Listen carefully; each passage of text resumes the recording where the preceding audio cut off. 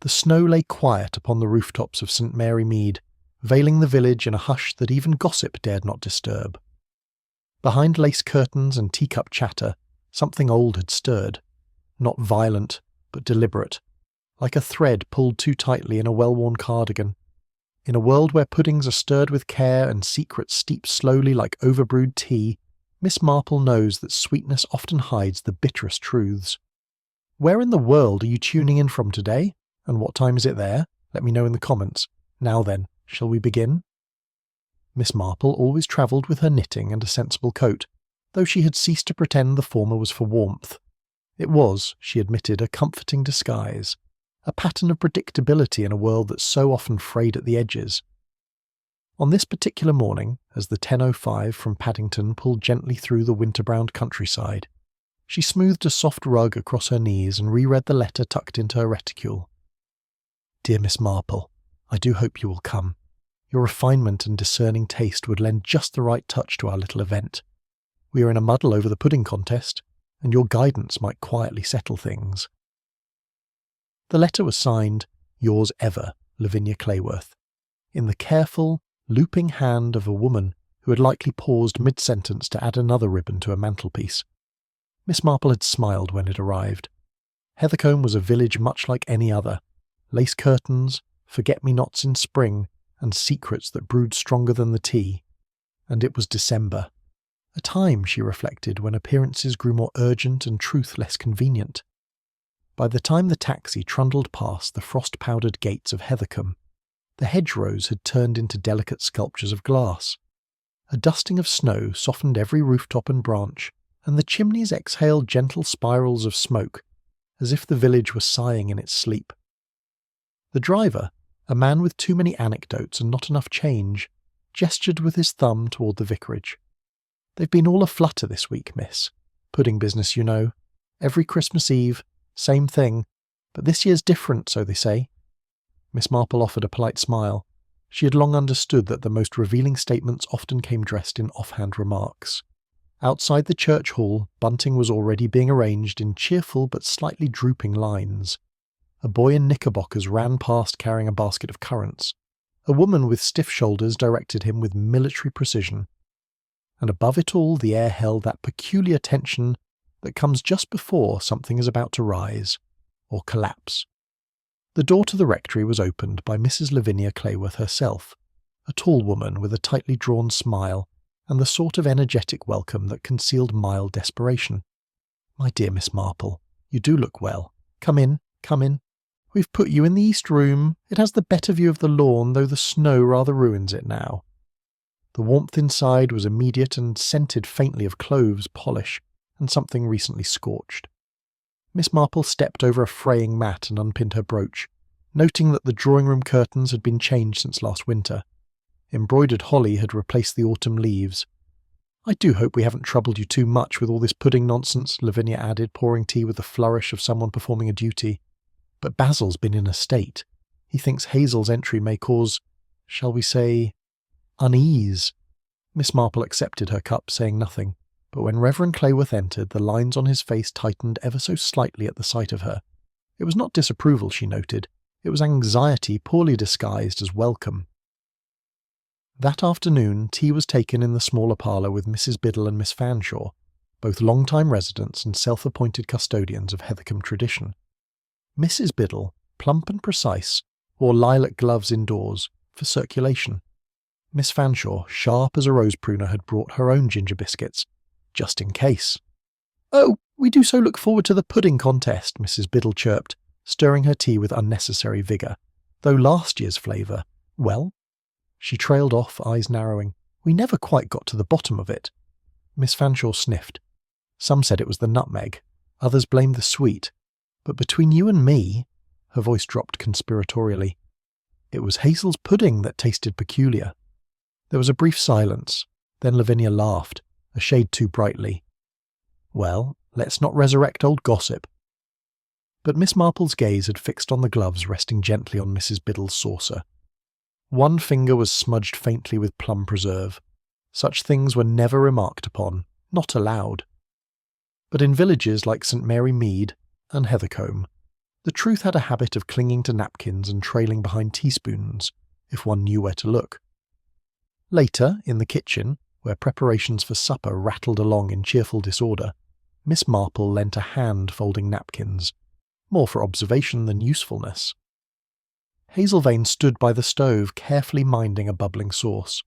She was a quiet girl, her manner thoughtful but never timid.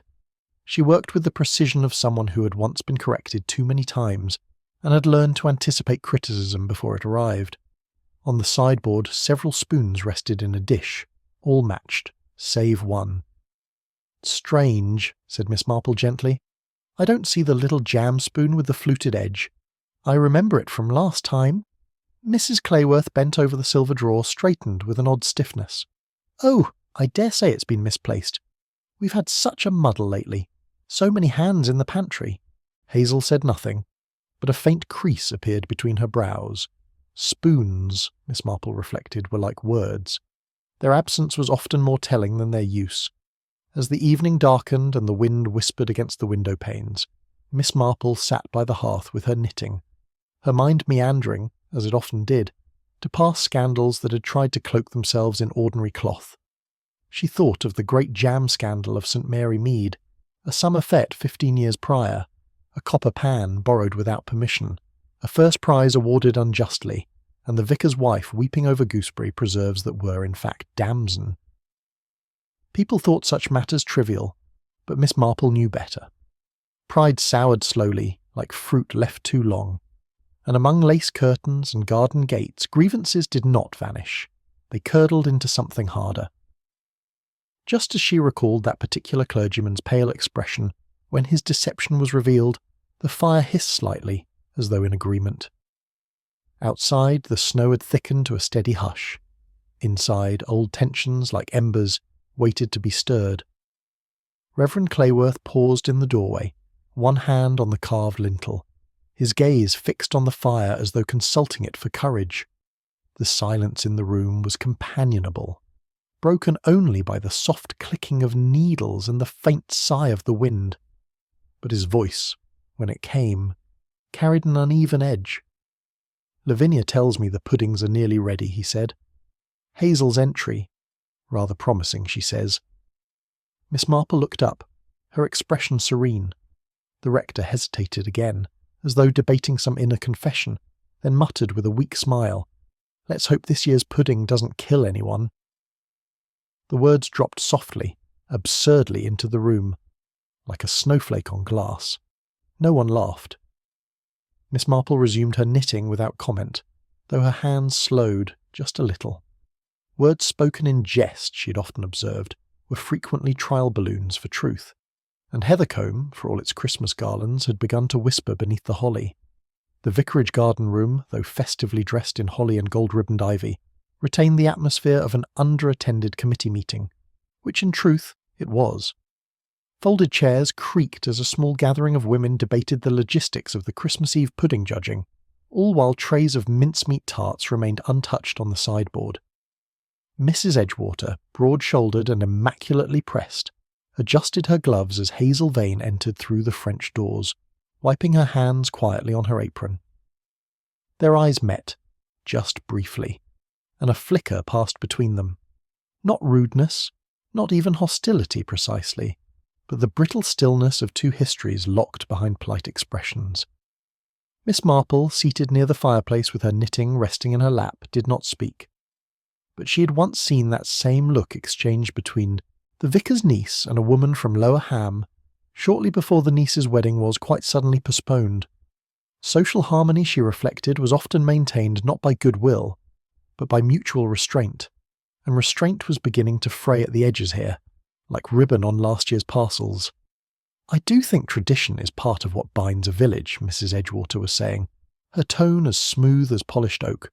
"Suit, orange peel and proper cloves, not these exotic things young people throw in nowadays." Hazel, standing quietly with her notepad, glanced once at Miss Marple, then back at her shoes. "I suppose you're referring to my dried cranberries, Mrs. Edgewater?" she asked in the lightest of tones. "Why, dear, if the cap fits—" The laughter that followed was restrained and uncomfortable.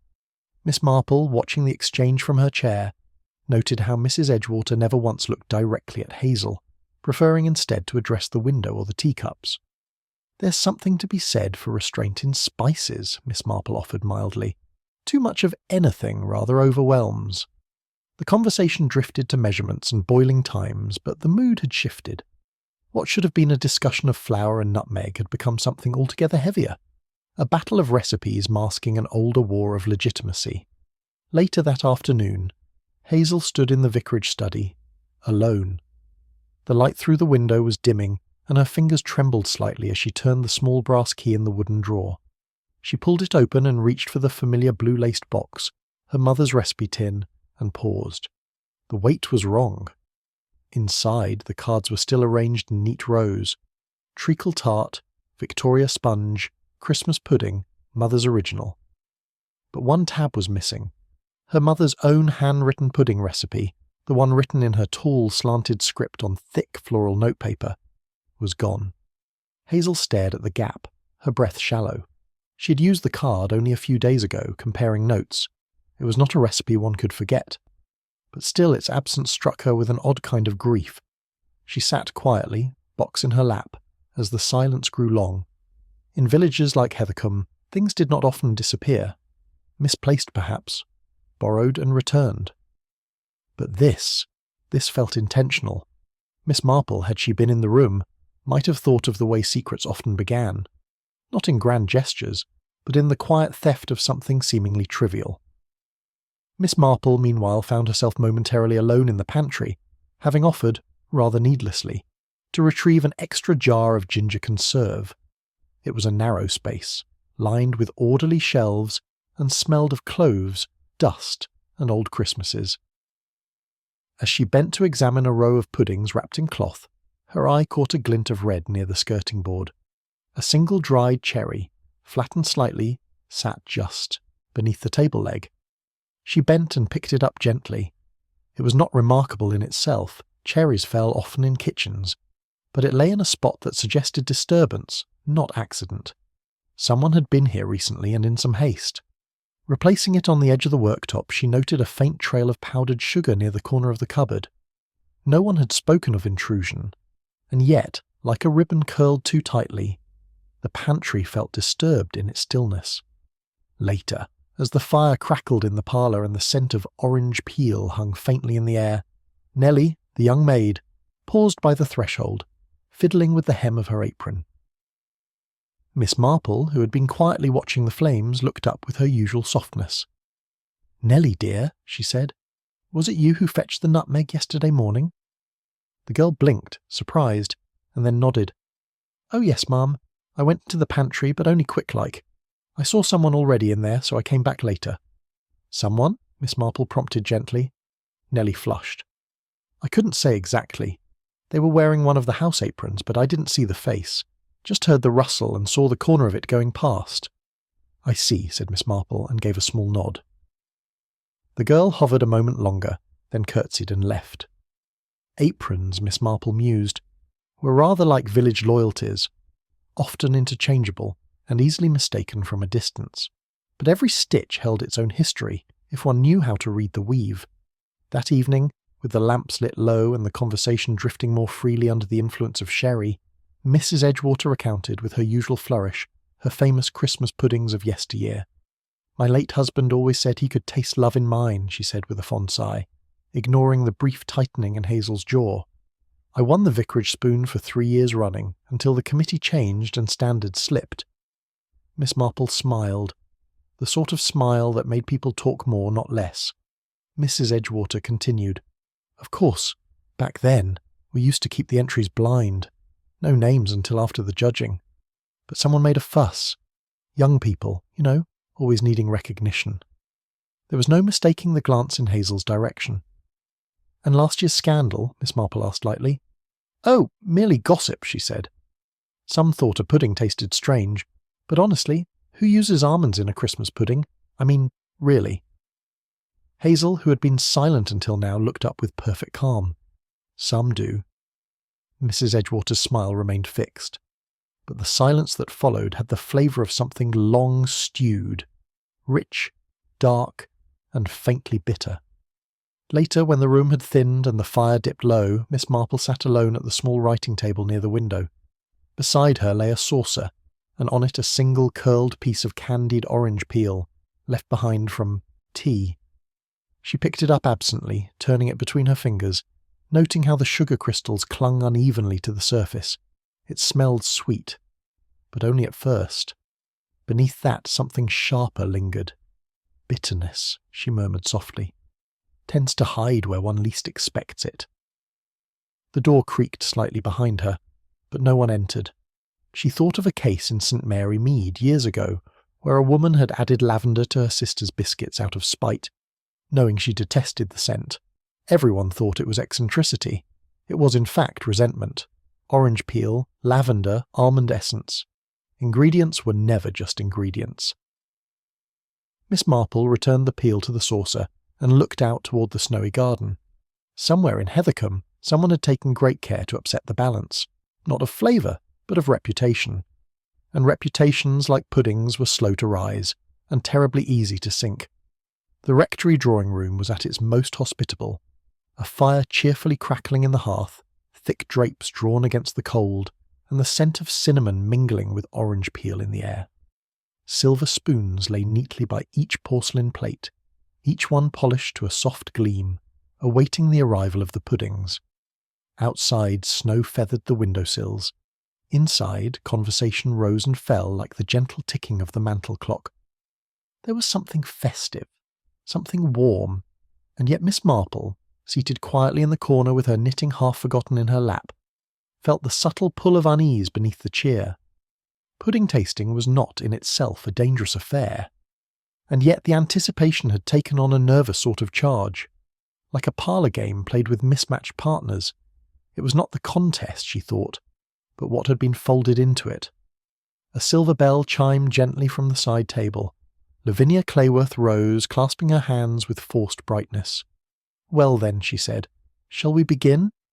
Hazel stepped forward, her apron crisply pressed, her face betraying only the faintest tension. In her hands she carried a polished dish, steam rising like a blessing from the dark, dense pudding within.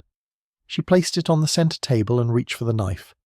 The slices were neat but generous, perhaps too much so. Miss Marple, watching from her chair, noted that Hazel's hands were steady, but her eyes never met Mrs. Edgewater's. The older woman sat with her lips pressed thin, her own entry covered still by a white linen cloth, as though waiting to be unveiled at a more strategic moment. Each guest received their portion with the expected compliments. "Such a fine texture," murmured Miss Fanshawe. "Just the right weight," said the Reverend Clayworth. Hazel offered no reply, only a small nod, and returned to her place beside the fireplace.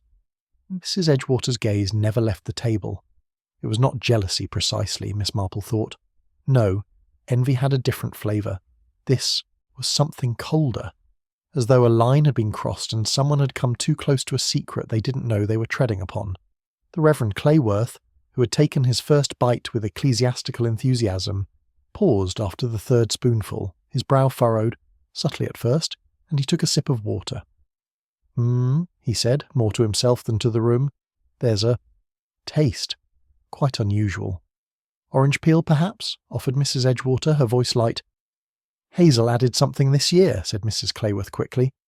"Didn't you, dear?" Hazel glanced up, startled. "Only a dash of nutmeg." The Reverend gave a faint cough, then smiled wanly. "It's not unpleasant," he murmured. "Just peculiar. Rather lingering." Miss Marple stirred her tea slowly. Peculiar and lingering were not words one usually associated with well-made pudding. She let them settle in her mind like crumbs on a doily. The vicar dabbed at his lips and sat back. "I dare say I'm just overtired," he said with an unconvincing chuckle. "Or perhaps my taste buds have developed a sense of mischief." But Miss Marple had known too many clergymen to believe that mischief ever came uninvited. She leaned slightly forward, as if attending to her saucer, but her eyes remained fixed on the vicar's pale cheek and the slight trembling of his spoon. The laughter had resumed, gently, like a conversation coaxed back from an awkward silence. But Miss Marple was still watching. The Reverend had not touched the remaining pudding on his plate. Instead, he sat very still, eyes unfocused, as though listening to something only he could hear. Then came a quiet sound, a stifled breath, a hand shifting against wool, and the clergyman pressed a folded handkerchief to his mouth. The cloth came away with a slight tremor in his hand, and his other hand reached instinctively for the edge of the table. "Basil?" Lavinia's voice was light but laced with alarm. He gave a small nod, then rose, too quickly. His chair scraped the wooden floor with an oddly final sound, and he sank back down into it with more force than grace. "I think," he said hoarsely, "I may take a moment in the study." Dr. Haydock, already moving from his seat, placed a steadying hand on the man's shoulder. No one spoke. The pudding slices sat untouched on china plates, their steam curling upward like faint signals in a still room. Miss Marple reached for her knitting, but the needles remained unmoved.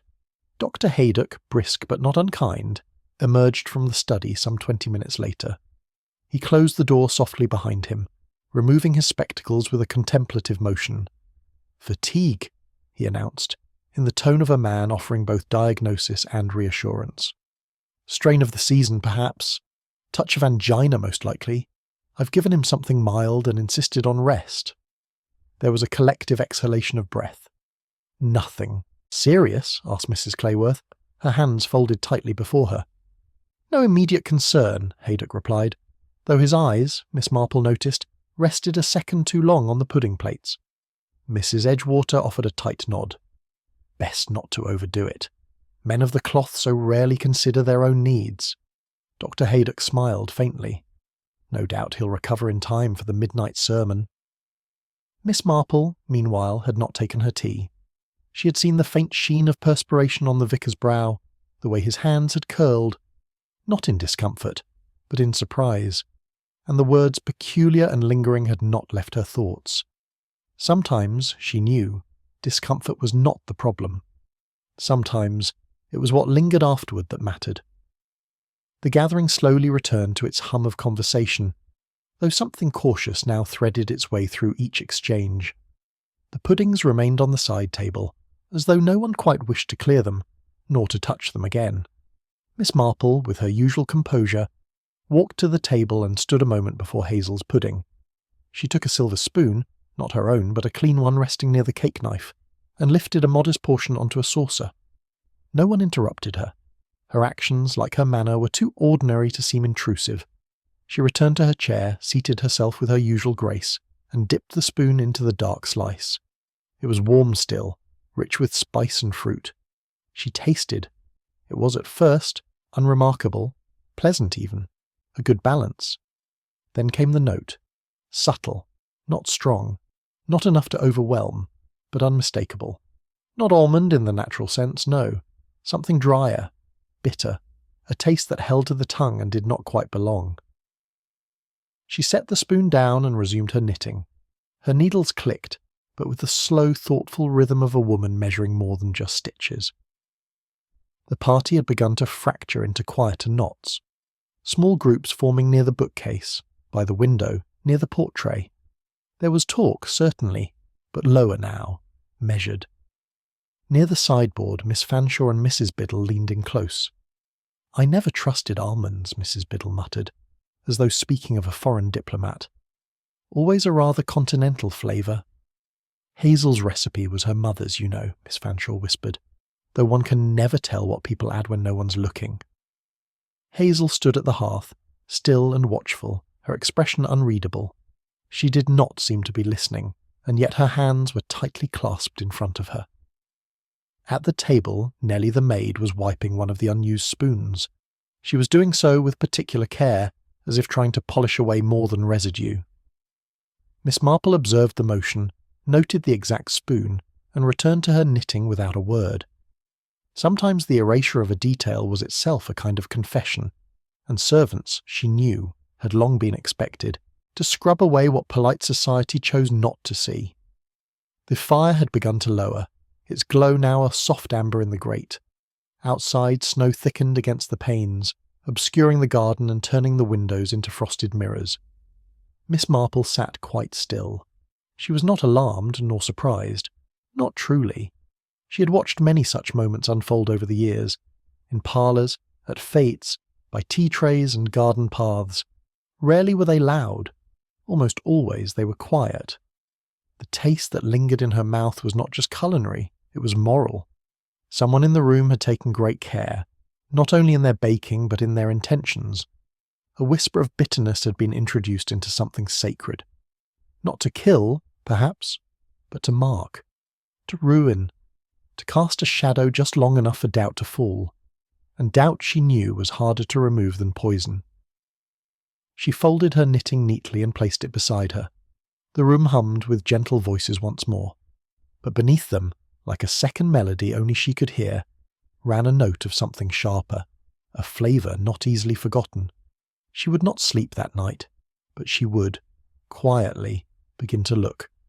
The rectory had grown quieter in the wake of the pudding tasting. Its festive warmth cooled into polite murmurs and the sound of overfilled teacups being gently cleared. The guests had trickled away, save for Miss Marple, who remained with an air of kindly detachment, unnoticed as she folded her knitting with precision. It was a short, uneventful walk to the pantry, or so it should have been. The kitchen was empty, though still rich with scents of cinnamon and clove. The large wooden door to the pantry stood slightly ajar, and that, Miss Marple thought, was peculiar. Not alarming, not overt, simply out of rhythm with a household otherwise composed to the last teaspoon. She did not push the door open at once, but stood a moment, hand resting lightly on the edge. The house was quiet, and the snow outside lent a muffled softness to the air. Then, with an old-fashioned courtesy that belonged more to drawing-rooms than pantries, she stepped inside.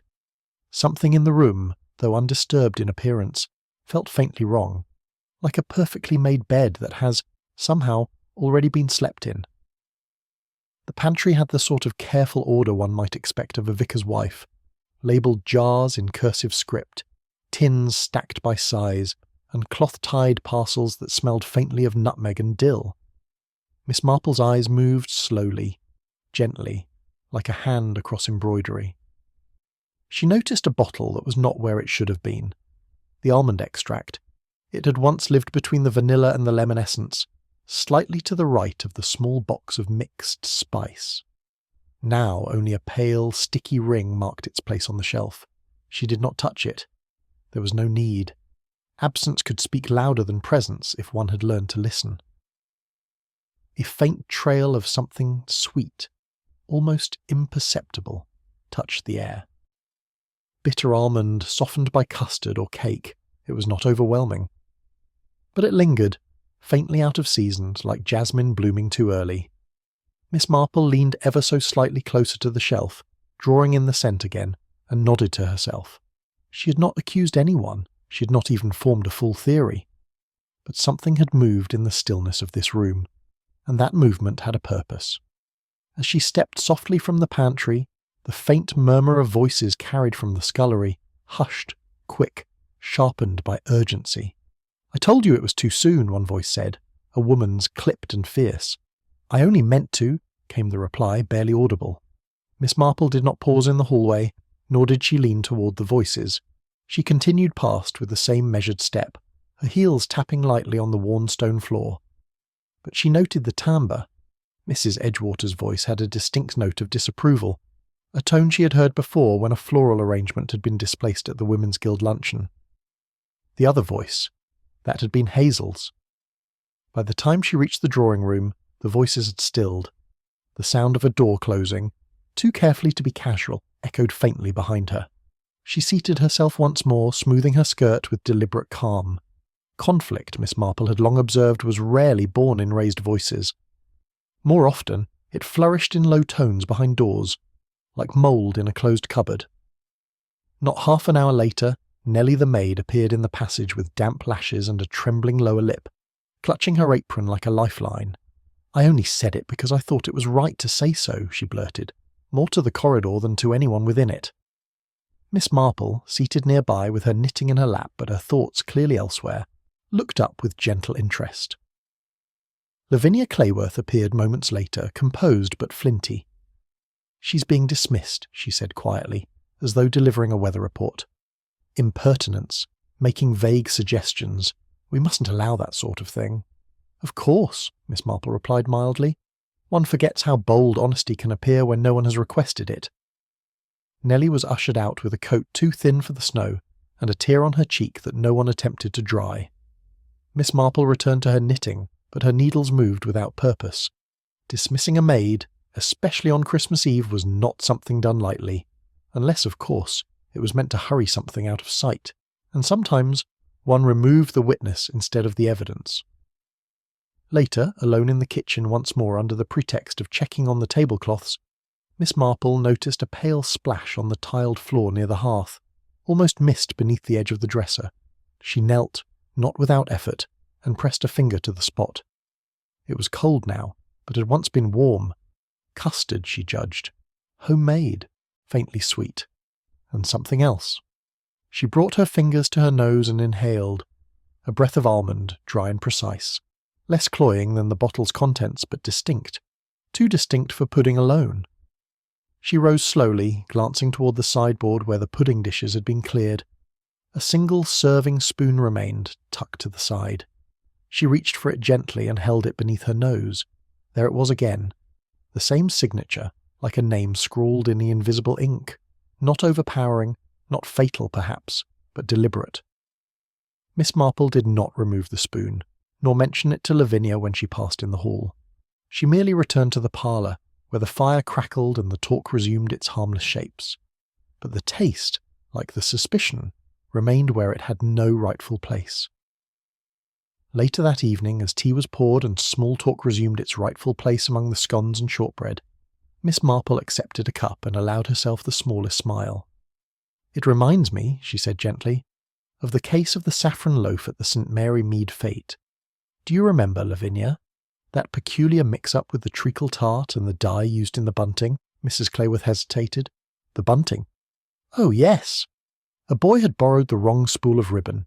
Everything looked just as it should, until it rained. And then we realized what had been swapped, and what had been meant to stay hidden." Hazel looked up, curious. Mrs. Edgewater did not. "I suppose," Miss Marple continued, "one must always be mindful of what's changed hands, and why." The room fell momentarily quiet, then stirred again with talk of decorations and church readings. But Miss Marple's mind remained with the saffron, and the loaf it had once turned golden when no one had expected colour at all. That night, as shadows pooled beneath the bookshelves and the last of the mince pies had been cleared away, Miss Marple sat with Mrs. Clayworth before the fire. They sipped sherry in companionable silence, until Miss Marple, in the manner of one sharing idle gossip, asked, "Tell me, Lavinia dear, is it only you who holds the pantry keys these days?" Mrs. Clayworth blinked. "Well, I do, yes, though Basil has a copy, for emergencies. And the girl, Hazel, she wouldn't have one, would she?" "Certainly not," Lavinia said, a little too quickly. "She asked me if she needs something. We try to keep things orderly." Miss Marple nodded. "Of course, only I wondered. Such a well-run household, one forgets that keys are such personal things, even when shared." Lavinia looked toward the fire, her smile polite but uncertain. Miss Marple said no more, but in her mind a small piece settled into place. Keys, after all, were not just for keeping things safe, they were also for deciding who belonged inside and who never quite would.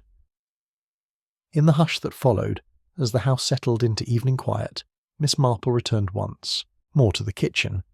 The custard sat cooling on the window-sill, its surface forming a thin, delicate skin. The scent in the air was gentler now, milk, nutmeg, a trace of steam. But beneath it she sensed something else, a tension that had not yet released itself. She sat by the little table where Nellie had once taken her tea, and resumed her knitting. 1 stitch, 2, slip 1. Outside, the snow had deepened, its surface untouched. The village had gone to sleep under a soft white shroud, but inside the vicarage warmth carried something unsettled. The maid had been silenced, the pantry had been entered, the bottle had vanished, and somewhere, among all the spoonfuls and platitudes, a trace of something cruel had been folded into the mixture. Miss Marple adjusted the tension of her yarn, the thread sliding through her fingers like memory. This was not malice in its grandest form. It was smaller, quieter, but no less dangerous. She did not yet know who had done it. but she knew now someone had meant harm, just subtle enough to be swallowed. The rectory kitchen bore the softened hush of a party the morning after. Faint traces of spice in the air, cups stacked beside the sink, the larder door left slightly ajar like a yawn. Miss Marple had offered her assistance, not out of necessity, but from an instinct to restore small orders after great disturbances. She moved among the shelves with unhurried grace, noting which puddings had been wrapped for later and which custards had cooled untouched. More telling than what was present was what had gone. A bottle missing from its place, a spoon absent from its rest. Trivial, perhaps, but telling to one who saw domestic detail as others saw headlines. Hazel passed now and then carrying a tray, eyes averted. Mrs. Clayworth kept to the scullery, voice low and brisk. Miss Marple set aside her knitting bag on a chair and smoothed her apron.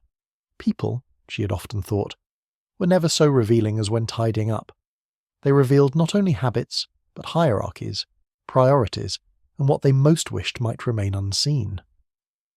While arranging the lower shelves, Miss Marple's eye fell upon a pudding tin, one of the older sort, plain, with a faint dent along its rim.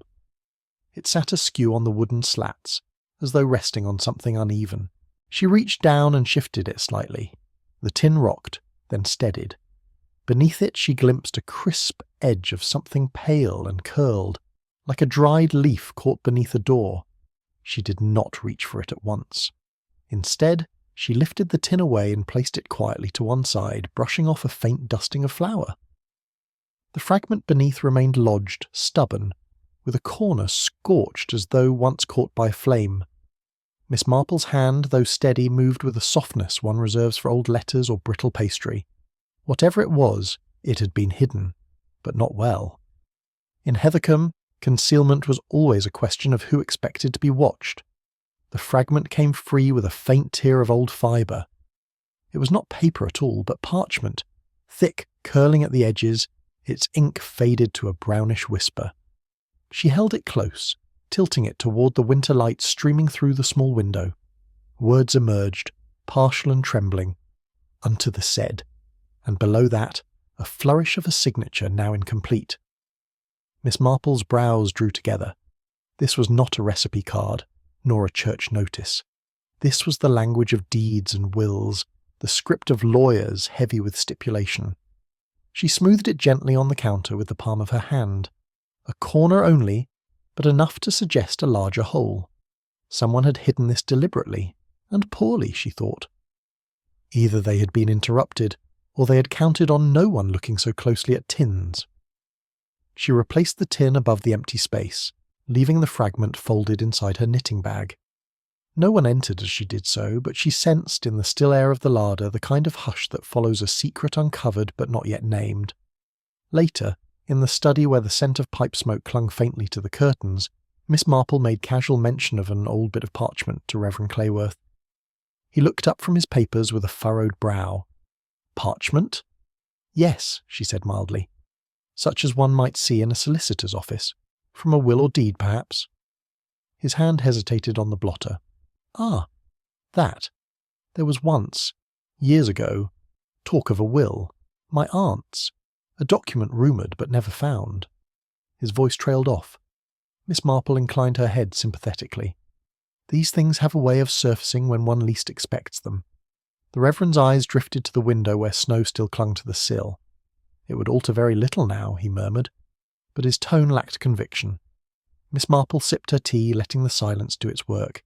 She had learned long ago that people often said very little when they meant quite a lot indeed.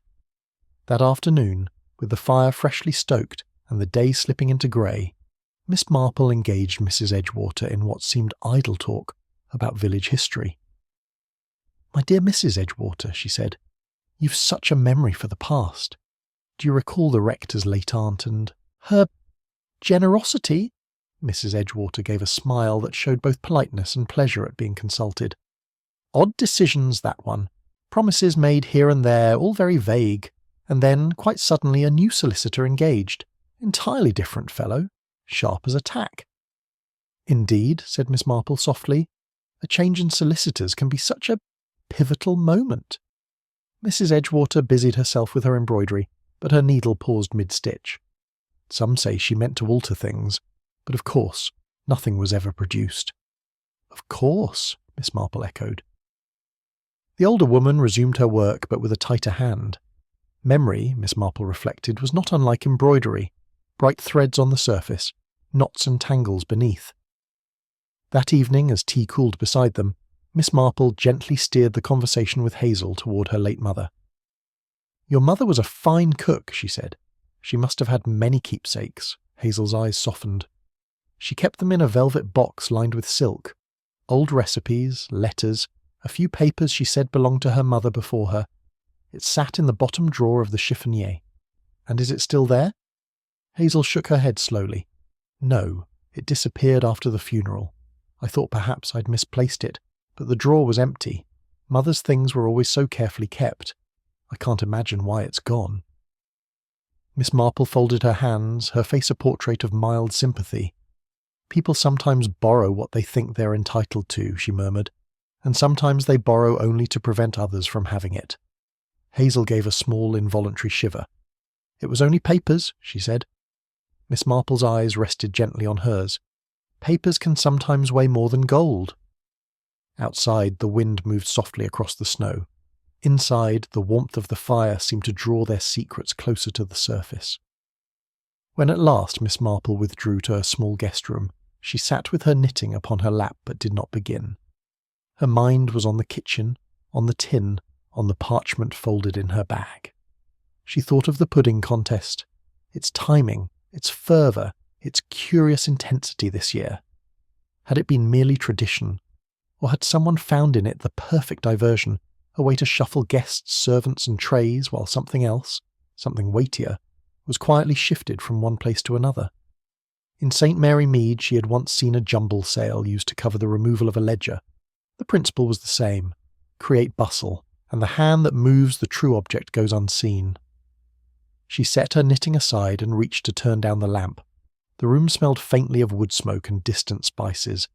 Someone had mixed more than fruit and flour this Christmas, and she, in her quiet way, meant to find out what, before it hardened into something far less sweet. Miss Marple's steps slowed as she reached the bend in the rectory's upper hall. It was not the draught that made her pause, nor the faint smell of lavender wax that clung to the banisters, but the faded portrait that hung just beyond the window. The late Miss Eugenia Clayworth, aunt to the present rector, had been a woman of firm chin and high collar, her eyes painted with an uncanny sharpness, as though the artist had caught her mid-judgment. The frame was simple oak, well polished and slightly darkened with age. But it was the plaque beneath, a discreet brass strip affixed to the bottom rail, that held Miss Marple's interest. Most such plates bore dates, perhaps a brief note of distinction. This one merely read, "To be remembered," as she would have wished. A guarded phrase, evasive in its intimacy. Miss Marple tilted her head, noting the unnatural precision of its placement, the kind that suggested not sentiment, but instruction. She resumed her descent, fingertips grazing the banister thoughtfully, the echo of that carefully worded memorial lingering just behind her like the scent of varnish. Later that morning, over a modest cup of weak coffee in the rectory's parlour, Miss Marple broached the topic in the gentlest manner possible, through memory, not inquiry. "Your aunt was a formidable woman," she said with mild admiration, folding her gloves. "I remember seeing her once at a parish tea. She had the sort of presence one doesn't forget." Reverend Clayworth gave a small, fond chuckle. "Yes, formidable is precisely the word. She ran the household, and the village, with equal rigour." Miss Marple let the moment stretch before adding, "I understand she was rather fond of young Hazel's mother. They say she worked here once." At that the Reverend's expression changed, not sharply, but with a certain hesitation, like a man hearing a distant echo he cannot quite place. "Yes, Anne.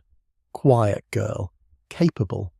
There was talk, I believe, of a letter. My aunt had dictated something to her solicitor, but she was taken ill before it could be signed. I recall the solicitor came regardless, but the papers went back into his briefcase unsigned. He seemed lost in thought. She'd meant to leave her something, Anne, I mean. But things were always done properly with my aunt. No signature, no bequest. That afternoon, Miss Marple and Hazel sat in the front parlour, the teacups clinking gently against saucers as the wind rattled the bare rose canes outside. Hazel's hands were folded in her lap, the teaspoon untouched beside her. My mother never spoke much of those days, she said finally, her voice low. She said the house was very cold in winter, but the fires in the drawing-room were kept going for visitors. She was proud to work there, though. Said Miss Clayworth liked things just so. Miss Marple stirred her tea. And yet she left suddenly, I understand, Hazel nodded. There was a quarrel, though I never knew the details. Something to do with a cupboard, and a missing brooch. It was never found. Mother always said it was an excuse. The remark was followed by a silence not of awkwardness, but of memories half-formed and mostly inherited. Miss Marple, who had observed many such silences over years of village teas, merely sipped her tea and said quite softly, "People seldom forget where they felt unjustly dismissed." Hazel looked at her then, a flicker of gratitude behind her calm exterior. No, she never really did. Miss Marple, who had an unerring eye for silverware as well as sins, noted the moment Hazel reached for the sugar. The girl's hand moved without thought, but her choice of spoon was curious. It was not from the usual rectory set. This spoon had a distinct curl to its handle, an old-fashioned affectation common in late Victorian dessert service. Tarnished just so, with the faintest floral etching at its base. Miss Marple remembered, with the clarity of one who notices things others do not, that the Clayworth household had once owned such a set, kept in a velvet-lined case in the sideboard of the green drawing-room. "I always liked this one," Hazel said absently, noticing Miss Marple's glance. "It was in the back of the drawer." "A charming design," Miss Marple replied pleasantly, "rather more delicate than the rest." Hazel coloured slightly. "Mother said it was part of a set Miss Clayworth was planning to give her, but it never quite happened." "Many things nearly do," Miss Marple murmured, "and yet, somehow, don't." The spoon rested on the saucer like a quiet contradiction, its history half spoken, half watched, the kind of object that remembers things no one else dares to say aloud. Later that week, while selecting tinned peaches at Weston's grocer shop, Miss Marple encountered Mrs. Edgewater discussing the state of the parish Christmas fund with Mr. Cribbins. Their tones were civil, but there was a stiffness in Mrs. Edgewater's smile, the kind a woman wears when she feels herself a little too near the edge of gossip. "Well, some girls think a pretty face entitles them to the moon," Mrs. Edgewater said, rather too breezily, folding her arms. "Just because they were born with softer eyes and a certain softness in manner. Not everyone's fooled by it." Miss Marple, who had heard centuries of veiled slights cloaked in parish diplomacy, offered a mild, "Oh?" and reached for a jar of marmalade. Mrs. Edgewater shrugged. "You know how it is. They think they're owed things. Promises made long ago, remarks whispered in drawing rooms, but life isn't always fair, and some of us have worked hard for what we've got." There was no name mentioned, but the bitterness was tangible, carefully wrapped in propriety. Miss Marple nodded sympathetically, as one might to a woman who had just revealed rather more than she intended. That evening, as the fire crackled gently in the hearth of her St. Mary Mead cottage, Miss Marple's needles clicked softly in rhythm with her thoughts. The wool was navy blue, destined to become a scarf for her niece's youngest, but her mind was not on stitches. She was remembering old Mr. Denby's gardener's daughter, Alice, who had been promised a narrow strip of land where the strawberries grew sweet. The promise had been spoken over seed trays and sherry, but when the will was read, there was no mention of Alice. Just as the solicitor had turned the final page, a faint sigh had passed through the kitchen, and Miss Marple had known that Alice had trusted words more than paper, and that trust had been quietly erased by ink and silence. Promises made in parlours seldom survive paper and pen, especially when the beneficiaries are those without standing. The fire popped once, sending a brief flurry of sparks up the flue. Miss Marple laid down her needles and reached for her diary. Some debts, she thought, were not monetary at all. The next afternoon, in the shadowed warmth of the rectory kitchen, Hazel leaned lightly against the scullery door as Miss Marple stirred a pot of gently warming cream. There was something quiet in Hazel's manner, not sorrow exactly, but something akin to a pause too long held. My mother always loved figgy pudding, Hazel said suddenly, eyes fixed on the tiled floor. She used to say if she could make one properly, with suet and spice and all the proper things, she'd feel she belonged. Miss Marple looked over gently. She never entered the competition? Hazel shook her head. No name, no family. She always said people would think she was trying to climb above her station, even if hers tasted better. And did it? Hazel smiled. She made one once, just for us. I've never tasted anything like it since. The cream gave off the faintest hint of nutmeg. Miss Marple added a pinch, then turned the flame low. There are all sorts of inheritances, she said softly. Some come in velvet boxes, others in memories, recipes, quiet dignity. Hazel looked up, and for the first time her eyes didn't seem sad, only knowing. The kitchen fell still like a page waiting to be turned. Miss Marple had merely gone in search of her gloves. The afternoon had turned damp, the kind of December damp that seeps through wool and good intentions alike, and she had left them atop the rosewood table in the front hall. The house, just then, was in that peculiar hush which descends after luncheon and before the kettle is thought of again. She moved lightly, her tread inaudible over the worn carpet. It was by the umbrella stand that she paused, for a voice, low and quick, not meant for others, floated just around the corner. "He only ate hazels, you know," said Nellie, the maid, in the sort of tone girls use when they're more certain than they ought to be. Miss Marple made no sound, but the phrase landed, clean as a pin through fabric. She did not peer round the edge, nor strain to catch more. A well-placed silence often says more than eavesdropping. She retrieved her gloves, brushing a bit of fluff from the left thumb. The phrase, slight, insinuating, had all the texture of truth trying not to sound important. And in Miss Marple's experience, such truths rarely stayed small for long. It was nearly 4 when Miss Marple invited Nellie to sit for a minute in the small kitchen with its friendly clatter and steamy windows. The excuse was as English as it was unassailable. A cup of tea will settle us both. The maid looked nervous, smoothing her apron, but Miss Marple spoke warmly of the weather and the state of parish doilies, never once hinting at anything more. She poured the tea carefully, the milk added first, which often made young girls feel at ease, as if their elders were just a touch old-fashioned. "I always think puddings are like personalities," Miss Marple mused, gently stirring. "Some are heavy and confident, others light but unmemorable. Hazel's seemed generous." Nellie blinked, unsure if it were praise or question. "She used almonds, I think," she offered, "and orange peel. Mr. Edgewater said it was the best." "Only Mr. Edgewater?" Miss Marple asked, quite as if wondering who else had managed a taste. Nellie paused, frowning faintly.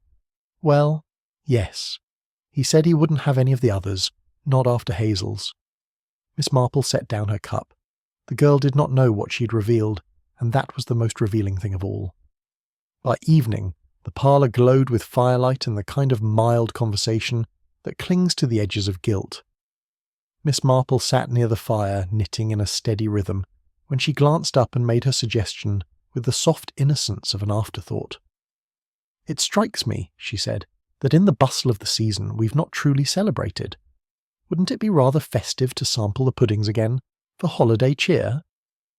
Hazel looked startled, but Miss Marple patted her hand lightly. "Just a morsel of each, a blind tasting, perhaps. I've always believed second impressions are more honest." Lady Bantry, ever fond of such whimsy, agreed at once. The puddings, preserved in their tins, could be discreetly relabelled, a little foil and twine for charm. No one, save Miss Marple, noticed the very slight switch. Hazel's pudding was placed as number 2, though she herself believed it to be number 1.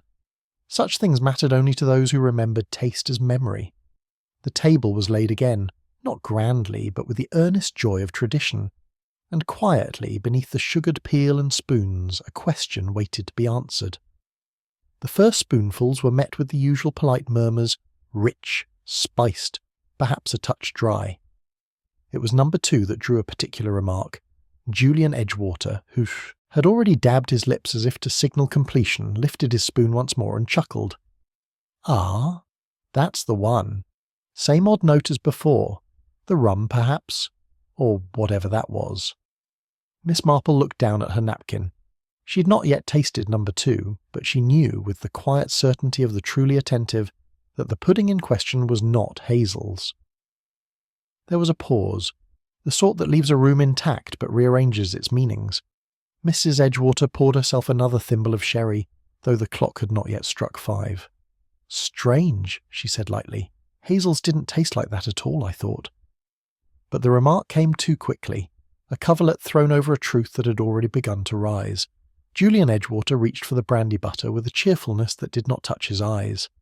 Miss Marple said nothing, but she folded her hands and recalled how certain tastes linger, and how some never existed in the first place. The laugh that followed Mr. Edgewater's remark was light, but not all laughter is unburdened. Miss Marple, ever alert to small tremors in the room's stillness, turned her gaze to Mrs. Edgewater, and there it was. Not shock, not even anger, but the briefest constriction around the mouth, a tightening just at the corners, like a drawstring being pulled too swiftly. The look of a woman caught by something she could not quite disguise, a memory misaligned, a comment she hadn't expected. Others saw only her lifted brow and the familiar tilt of disapproval. But Miss Marple saw the change before the mask returned.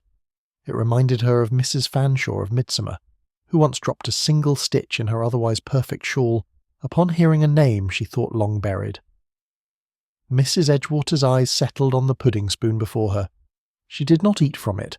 Hazel, meanwhile, had grown pale, but only from confusion. The girl had not seen the look, nor understood the implications of tasting something one had never truly tasted before.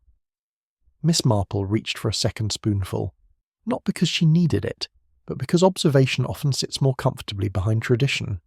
The next morning, as the frost clung stubbornly to the hedgerows and the village stirred beneath grey skies, Miss Marple sat at her breakfast table, spooning a modest amount of porridge and thinking not of puddings but of clotted cream. It had been 3 summers ago when Mrs. Drayton of the butcher's family had praised a tart at the Women's Institute luncheon, a particularly rich creation with gooseberries and cream. "Best I've ever tasted," she had said.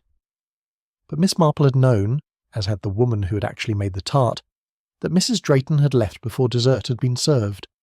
The ensuing embarrassment had unravelled a delicate affair between Mrs. Drayton's nephew and the baker's youngest daughter, all because of a compliment not anchored to truth. False claims, Miss Marple thought, had a particular texture, too smooth, too quick. They slipped over the tongue before reason could stop them, and here too someone had praised what they had not tasted, or had tasted under circumstances not meant to be revealed. She stirred her tea gently.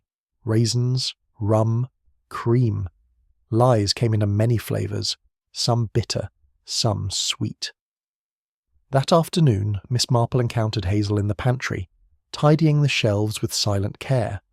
The jars were neatly labelled, and the scent of bay leaf and cinnamon hung softly in the air. "I've been thinking about the puddings," Hazel said, not turning round, "and I'm certain, absolutely certain, I didn't use rum. I used a bit of orange cordial and the last of the almond essence. No rum at all." Miss Marple nodded.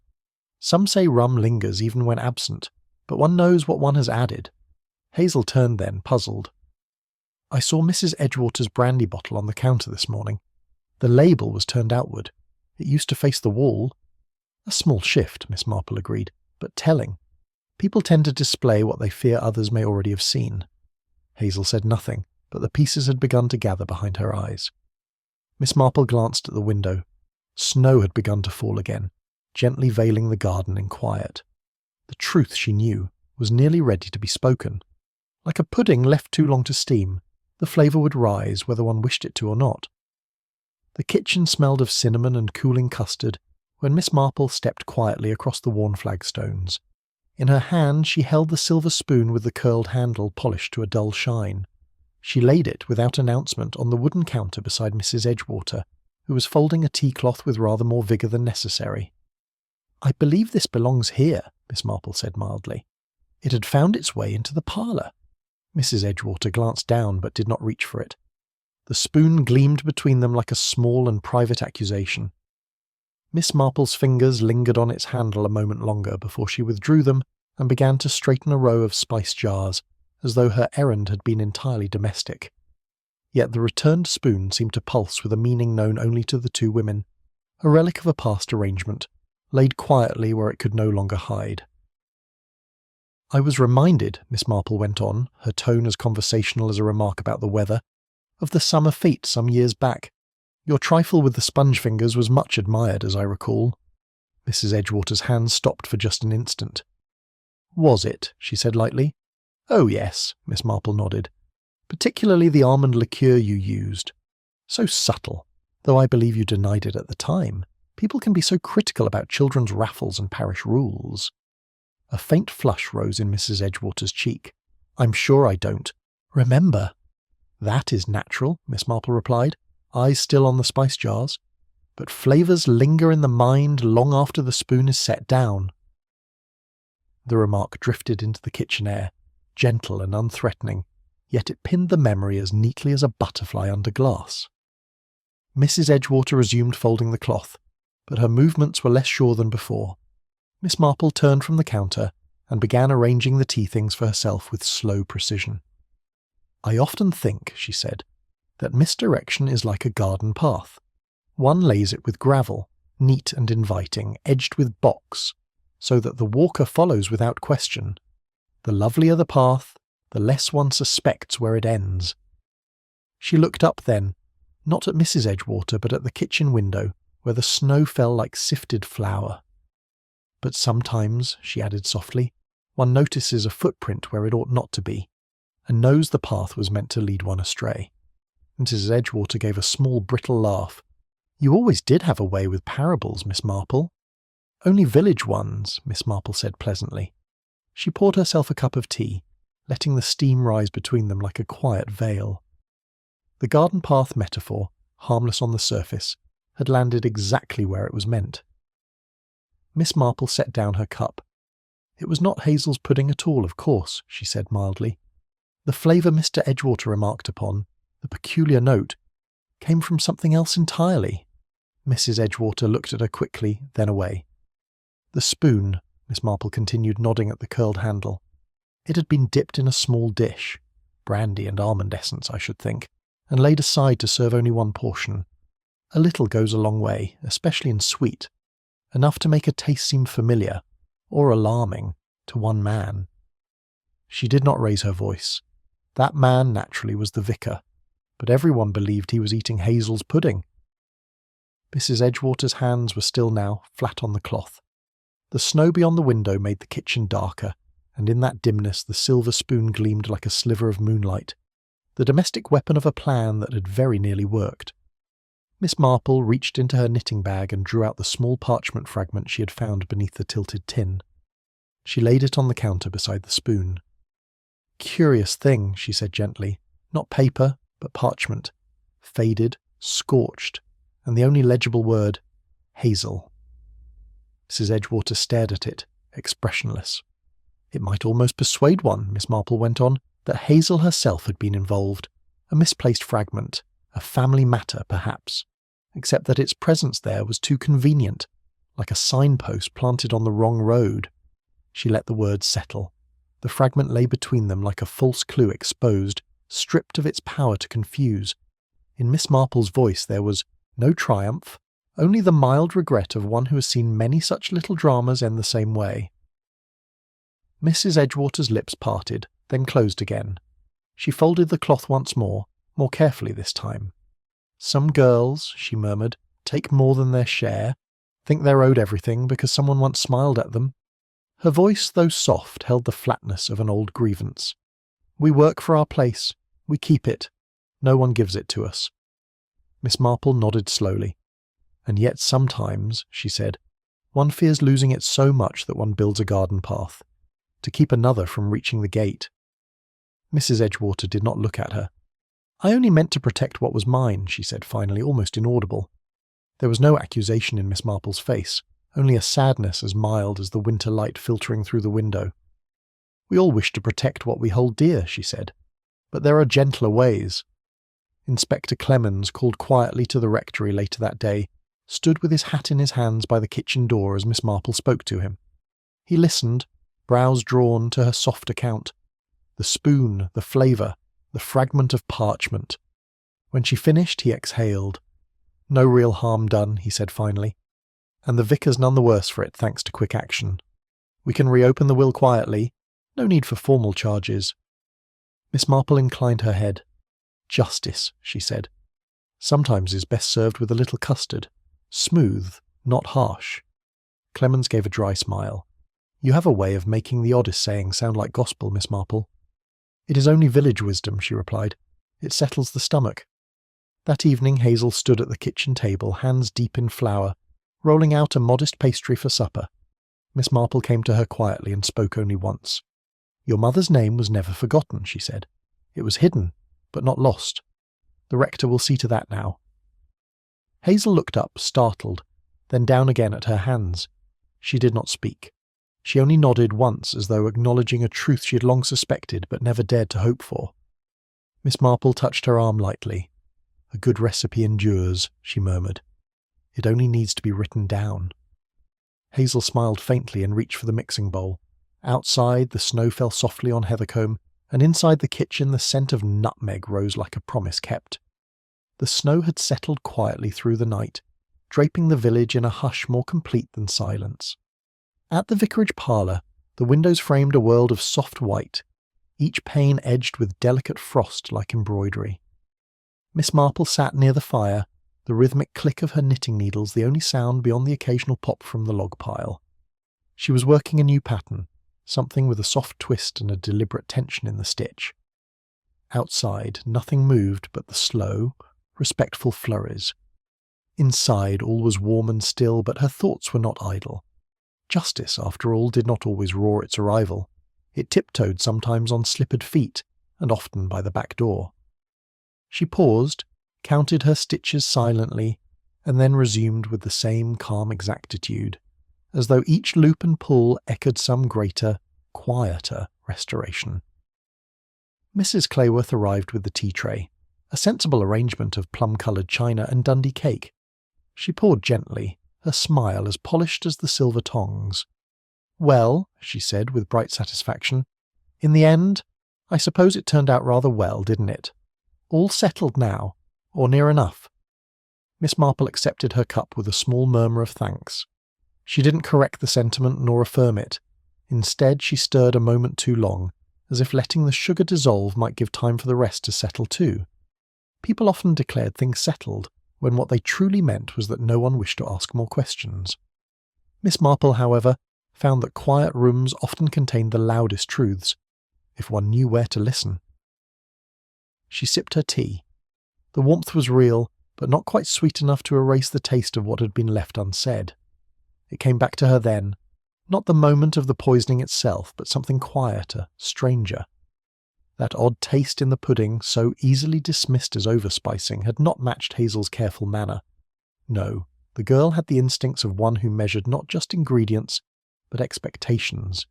It had been too rich, too assertive, like a pudding determined to make an impression.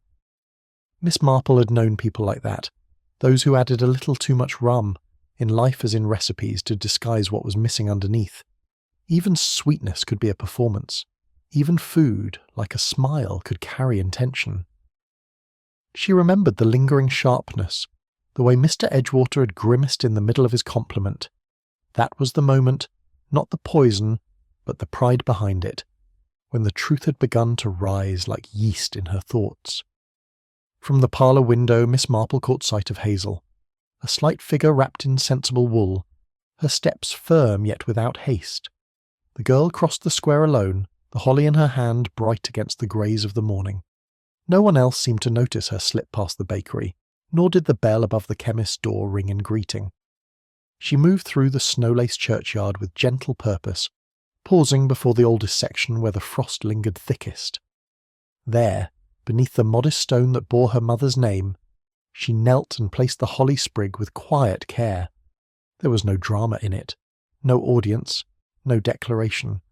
Just the small, steadfast gesture of a girl who had understood more than she'd ever said aloud, and who now bore the weight of both sorrow and survival. Miss Marple did not watch for long. Some dignities were meant to be kept intact. Was it spite, then, or something softer yet more tangled? Miss Marple leaned back in her chair, the wool of her shawl warm beneath her fingers, and pondered the question she had not asked, the one that lived behind Mrs. Edgewater's final glance. There are women who fear obscurity more than disgrace, women who tidy the world not out of malice, but out of terror that it might shift without their permission. Had Mrs. Edgewater feared losing her place, her narrative, her small authority over what was proper, and who belonged where? Perhaps she'd not meant to harm, only to remind. But reminders, when placed too precisely, often cut deeper than punishment. Miss Marple had long known that cruelty in village life seldom raised its voice. It came instead as polite suggestions, altered recipes, and little notes tucked in the wrong drawers. And yet, some questions, when left unspoken, retain more power. Christmas Day brought its own peculiar solemnity. The church was full, the familiar hymns rising like breath against the vaulted rafters. The vicar, good, slightly nervous man, gave his sermon with earnest sentiment. Miss Marple, seated toward the back, allowed her mind to drift a little, not out of disrespect, but because the line between sermon and reflection was often blurred. She thought of the rum-spiked custard, of how something so warming could also be a mask. Spirits, after all, came in many forms, some to comfort, some to deceive. Even within a pudding bowl, truth might curdle or clarify, depending on whose hands had stirred it. And yet, amidst the carols and fir branches, there was a sense of peace. Not perfection, but peace. The sort that comes when a wrong has been understood, if not shouted about. When justice wears mittens and speaks in softened tones. Back in her parlour once more, Miss Marple resumed her knitting. The pattern had shifted slightly now. A new row begun, the colours changing just enough to be noticed. Outside, the snow had ceased, but its hush remained. She considered the nature of patterns.